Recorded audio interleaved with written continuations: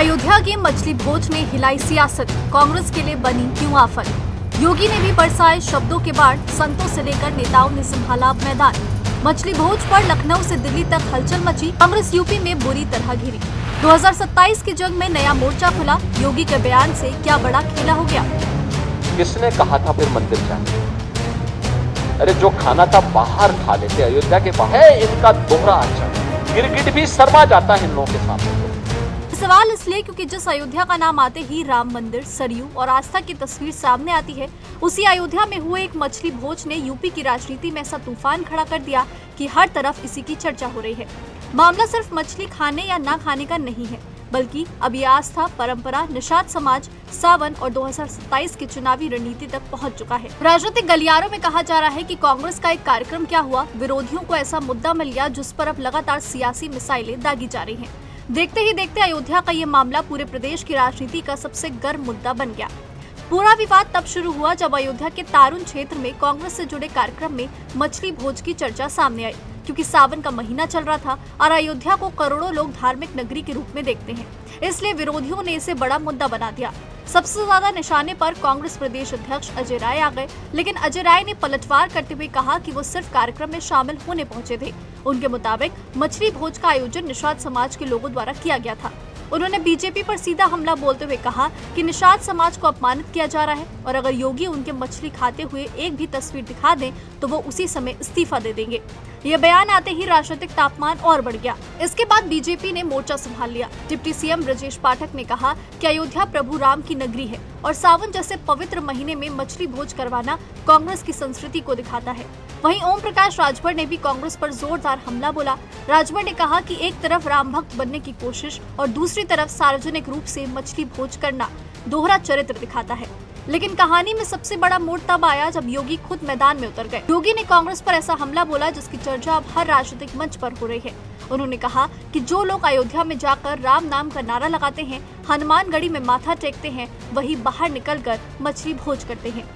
आपने कल देखा होगा, कांग्रेस के लोग केवल विरासत का अपमान ही नहीं करते। कल कांग्रेस के प्रदेश अध्यक्ष का आपने आचरण देखा होगा, हनुमानगढ़ी में दर्शन करने जाते हैं और बाहर जाकर के मछली का दावत उड़ाते हैं, ये राम राम चिल्लाते हैं। बेशर्मी की भी एक सीमा होती है। किसने कहा था फिर मंदिर जाने के लिए? अरे जो खाना था बाहर खा लेते, अयोध्या के बाहर खा लेते, लेकिन उनके कार्यालय में ये है इनका दोहरा आचरण। गिरगिट भी शर्मा जाता है इन लोगों के सामने, तो वो भी शर्मा जाता होगा कि मनुष्य के रूप में हमारी कौन सी ऐसी प्रजाति हो गई है कि जो वहां मंदिर में राम राम चिल्ला रहे हैं, बजरंगबली के सामने दंडवत होने का ढोंग कर रहे हैं, लेकिन बाहर जाकर के मछली की दावत उड़ा रहे हैं, मछली की दावत उड़ा रहे हैं। इनकी पुराना इतिहास है इस प्रकार का। प्रदेश अध्यक्ष कांग्रेस का, इनके भाई की हत्या की थी एक माफिया ने, और यह व्यक्ति उस माफिया के खिलाफ बयान देने के लिए नहीं गया, बल्कि उसके सामने उसके घुटने टेक करके नतमस्तक हो गया। अपने भाई के हत्यारे को यह व्यक्ति दुर्दांत माफिया के सामने घुटना टेक चुका था। और तो सरकार आई, इस सरकार ने फिर रगड़ करके उसकी भूसी निकाल दी। इसके बाद कांग्रेस और बीजेपी के बीच आरोप प्रत्यारोप का दौर और तेज हो गया। उधर धार्मिक और सामाजिक पक्ष से भी प्रतिक्रियाओं की बाढ़ आ गई। पूर्व बाबरी पक्षधर रहे इकबाल अंसारी ने कहा कि सावन का महीना पूजा पाठ और आध्यात्मिक वातावरण का समय होता है, ऐसे में मांस मछली जैसे आयोजनों से बचना चाहिए। उन्होंने ये अपील सभी धर्मों के लोगों के लिए की। वहीं हनुमानगढ़ी और दूसरे धार्मिक संस्थानों से जुड़े संतों ने भी नाराजगी जताई। हालांकि कांग्रेस में पीछे हटने के मूड में नहीं दिख रही है। पार्टी के वरिष्ठ नेता पवन खेड़ा ने पूरे विवाद को बेवजह का राजनीतिक ड्रामा बताया। उन्होंने कहा कि निषाद समाज में मछली खाना सामान्य बात है और इसे मुद्दा बनाना बचकानी राजनीति है।